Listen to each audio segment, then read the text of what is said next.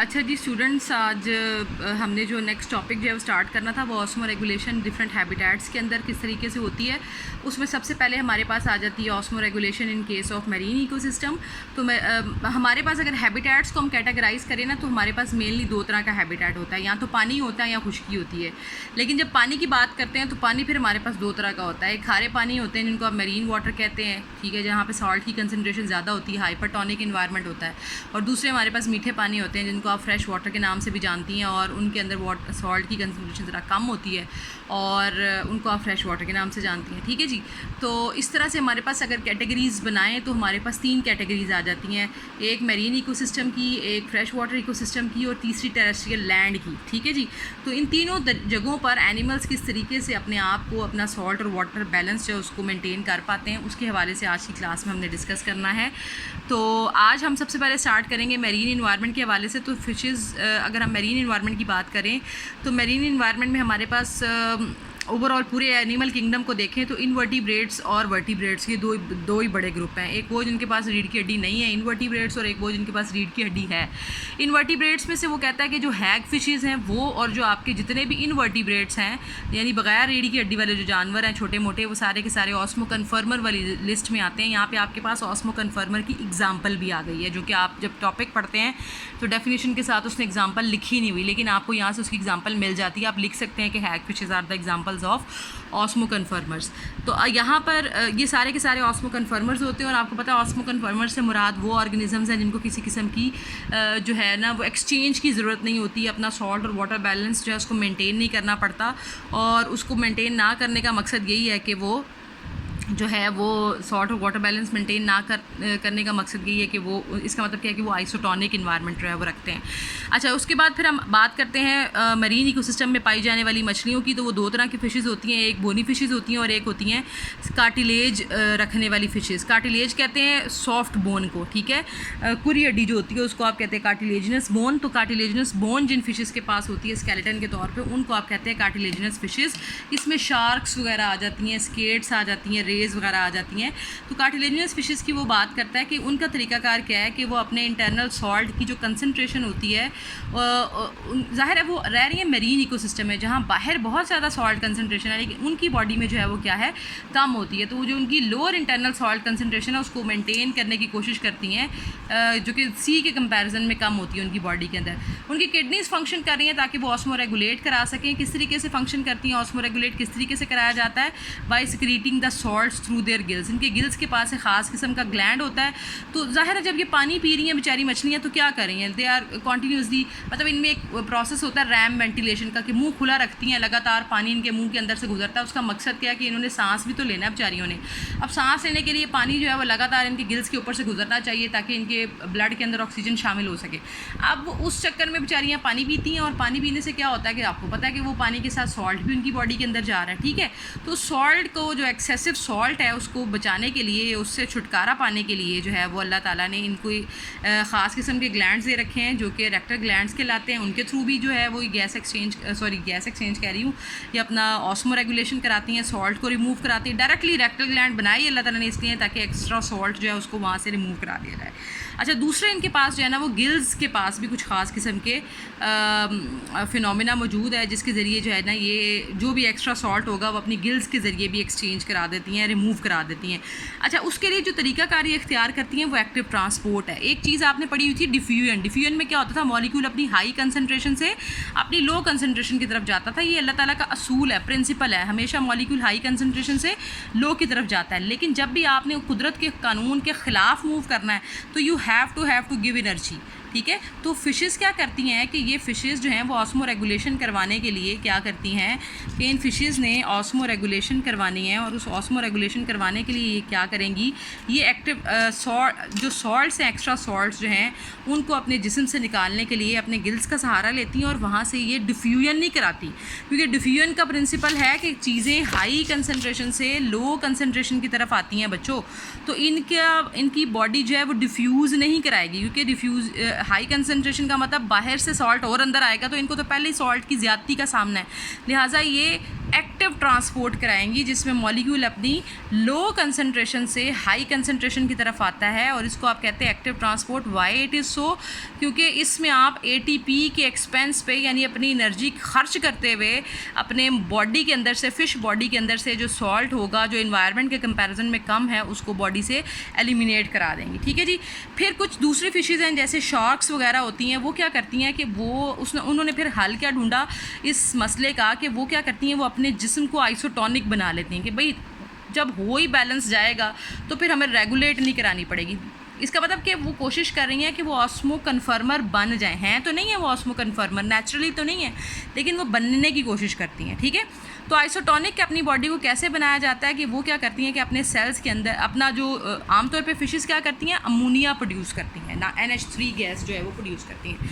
और आपको पता है कि अमोनिया को बॉडी से निकालने के लिए बहुत ज़्यादा मिकदार में पानी चाहिए। ठीक है। जो कि फ़िशेस के पास तो मौजूद है क्योंकि वो रहती ही पानी के अंदर है, लिहाजा वो अमोनिया को एज इट इज़ सिक्रीट कर सकती हैं। लेकिन जो शार्क्स होती हैं वो क्या करती हैं कि वो अपने लिवर का इस्तेमाल करते हुए, जैसे आप और मैं भी हमारे लिवर के ज़रिए ही अमोनिया को कन्वर्ट करवाते हैं यूरिया के अंदर, तो वो क्या करती हैं उससे यूरिया बनवाती हैं अपनी अमोनिया से, और वो यूरिया जो है उसको अपनी बॉडी के अंदर अपने सेल्स के अंदर कीप करते हैं। अब उससे क्या होता है कि अब बाहर भी सॉल्ट की कंसनट्रेशन ज़्यादा है, तो जब बॉडी के अंदर आप जो है वो यूरिया को इकट्ठा करना शुरू कर दोगे तो बॉडी के अंदर भी अब सॉल्ट का लेवल बढ़ जाएगा, तो फिर दोनों तरफ सॉल्ट का लेवल जो है बाद में क्या हो जाता है, इक्वल हो जाता है। इससे एक फ़ायदा तो हो गया कि जी अंदर भी सॉल्ट की कंसंट्रेशन ज़्यादा होगी, बाहर भी सॉल्ट की कंसंट्रेशन ज़्यादा होगी, तो जो उनका मकसद था वो उन्होंने पूरा कर लिया कि वो आइसोटोनिक अपने आप को बना लिया। लेकिन यूरिया क्या कर रहा है, यूरिया नेचुरली आपकी सेल मेम्ब्रेन को डैमेज करता है हर सेल की, और उसके अंदर जो प्रोटीन्स हैं उनको डीस्टेबलाइज करता है, उनको डीनेचर कर देता है। अब वो यूरिया के जो साइड इफ़ेक्ट है वो आना शुरू हो जाएंगे, तो उससे बचाने के लिए फिर अल्लाह पाक ने इन मछलियों को क्या दे रखा है, एक और मॉलिक्यूल दे रखा है TMO। मैंने पूरा नाम नहीं लिखा, आपकी किताब में पूरा लिखा हुआ है, ट्राई मिथाइल अमीन ऑक्साइड करके एक मॉलिक्यूल अल्लाह ताला ने इनको दे रखा है। ये वो काम करता है जो यूरिया ख़राब करता है, यानी यूरिया क्या कर रहा है, आपकी सेल मेम्ब्रेन को डैमेज कर रहा है, ये सेल मेम्ब्रेन को रिपेयर कर देगा। ठीक है।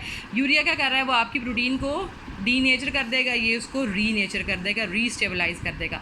तो इस तरीके से फिशेस अपनी रिक्वायरमेंट भी पूरी कर लेती हैं, यूरिया को कीप करके आइसोटोनिक भी हो जाती हैं, और उसके नुकसानात से बचाने के लिए भी अल्लाह ताला ने उनको क्या दे दिया हुआ है, TMO दे दिया हुआ है, जिसकी वजह से वो उनके नुकसानात से भी बच जाती हैं। दूसरी तरफ बच्चों, हमारे पास जो टॉपिक का अगला पार्ट है वो है बोनी फिशेस के हवाले से। अभी हम मेरीन इकोसिस्टम की बात कर रहे हैं, जहाँ पे दोनों तरह की फिशेज़ हैं, कार्टिलेजनस सॉफ्ट बोन वाली भी और हार्ड बोन वाली बोनी फिशेज़ भी। अब एक तरीका कर क्या है कि अल्लाह ताला ने जो बड़ी बड़ी मछलियाँ उनको क्या दे रखी हैं, किडनीज दे रखी हैं, और किडनीज जो है वो क्या है, उनके अंदर जो बेसिक स्ट्रक्चर और फंक्शन यूनिट है वो हम मेरी और आपकी तरह नेफ्रॉन ही होता है।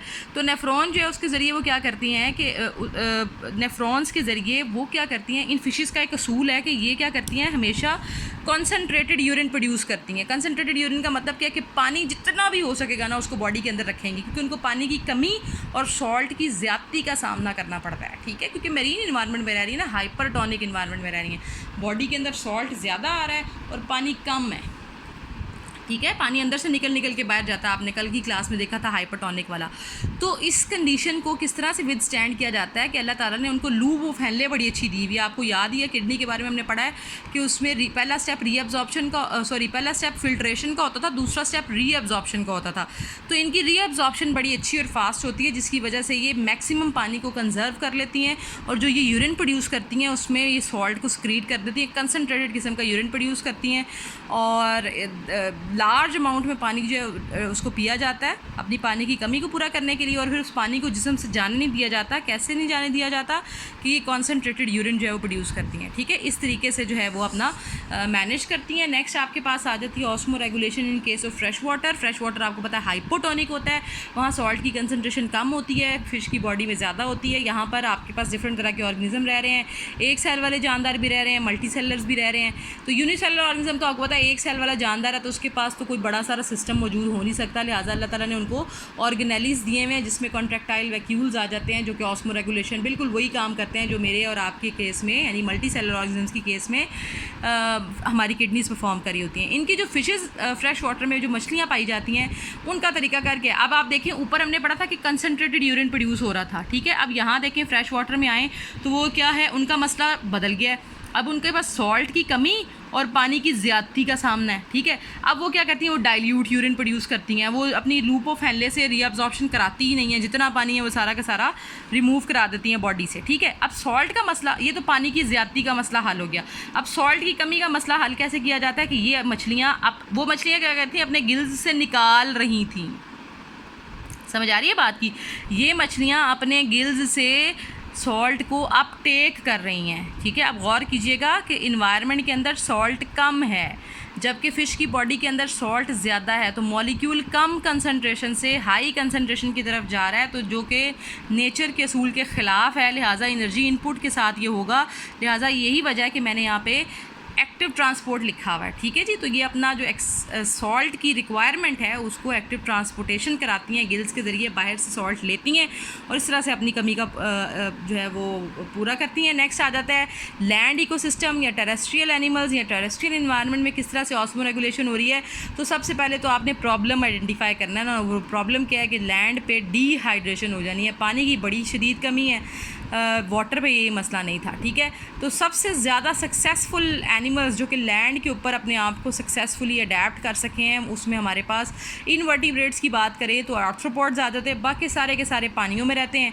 और बाकी दूसरे ग्रुप में वर्टिब्रेट्स की बात करें तो फिशेस को छोड़ के बाकी जो 4 की 4 क्लासेस हैं वो सारी की सारी जो है वो खुश्की पे रहने वाली हैं, ठीक है। एम्फीबियन, रेप्टाइल्स, बर्ड्स और मैमल्स। आर्थ्रोपॉड्स की बात करें तो अल्लाह ताला ने इनको क्या दे दिया था, एक्जोस्केलेटन दे दिया था, जो कि काइटन का बना हुआ था, जिसकी वजह से ये अपने आप को प्रोटेक्ट कर लेते हैं और इनकी बॉडी से पानी लॉस नहीं होता और ये डिहाइड्रेशन का शिकार नहीं होते। दूसरी तरफ अल्लाह ताला ने जब वर्टिब्रेट्स को लैंड के ऊपर थ्राइव कराया तो उनको अल्लाह ताला ने क्या दे दी, कैराटिन से बनी हुई कैराटिनाइज्ड कैराटिन एक प्रोटीन है जो कि यूवी के इफ़ेक्ट से बचाती है, जो कि सबसे बड़ा ख़तरा है लैंड इकोसिस्टम के ऊपर, क्योंकि आप डायरेक्टली यूवी के साथ एक्सपोज हो रहे हैं। तो कैराटिनाइज्ड सेल्स दे दिए उनकी स्किन के अंदर, जो कि उनको डिहाइड्रेशन या डेजिकेशन से बचा लेगी। अब कौन कौन सी अडेप्टेशंस हैं जो कि आपके एनिमल्स जो हैं वो इख्तियार कर सकते हैं, उसमें एक सबसे बड़ी बात तो ये है कि खाना ही वो खाएँ जो कि मॉइस्चर कंटेनिंग हो, पानी पिएँ, खाना अगर खा रहे हैं तो वो खाएं जिसमें मॉइस्ट फूड अवेलेबल, मतलब मॉइस्चर अवेलेबल हो, ठीक है। या फिर वो कोई मेटाबॉलिक अडेप्टेशन इख्तियार करते हैं, मसलन कैंगरू रैट्स आमतौर पे पानी नहीं पीते और उसके पिए बगैर जो है वो इतना टाइम गुजार लेते हैं। कैसे गुजार लेते हैं? क्योंकि वो फूड ही ऐसी खाते हैं जिसमें कार्बोहाइड्रेट की कंसनट्रेशन ज़्यादा होती है। तो आप शुरू से पढ़ते आ रहे हैं, ग्लूकोज का एक मॉलिक्यूल तोड़ें तो आपके पास 6 पानी के मॉलिक्यूल आते हैं।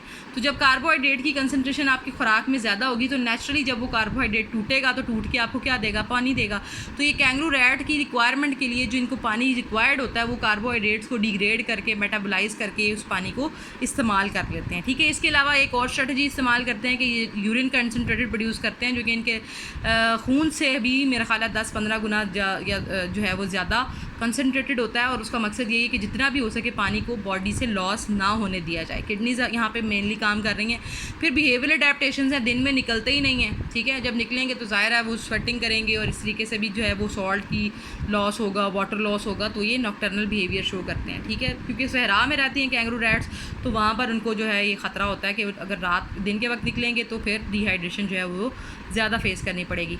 अच्छा जी, लास्ट उसने आपकी किताब के अंदर एक वर्ड लिखा हुआ है एनहाइड्रोबायोसिस इस टॉपिक के एंड में, और ये असल में एक सलाहियत है किसी भी जानदार की कि वो किस तरीके कार से और जो है ना वो डिहाइड्रेशन को विद स्टैंड कर सकता है, डिहाइड्रेशन का मुकाबला कर सकता है, या किसी भी तरीके से वो तमाम तरीक़ेकार जिनको इख्तियार करके वो जो है आप डिहाइड्रेशन से बच सकता है, उसकी सलाहियत को आप क्या कहते हैं? एनहाइड्रोबायोसिस। ये शॉर्ट क्वेश्चन है, बहुत बहुत इंपॉर्टेंट शॉर्ट क्वेश्चन है जो बोर्ड में पूछा जाता है।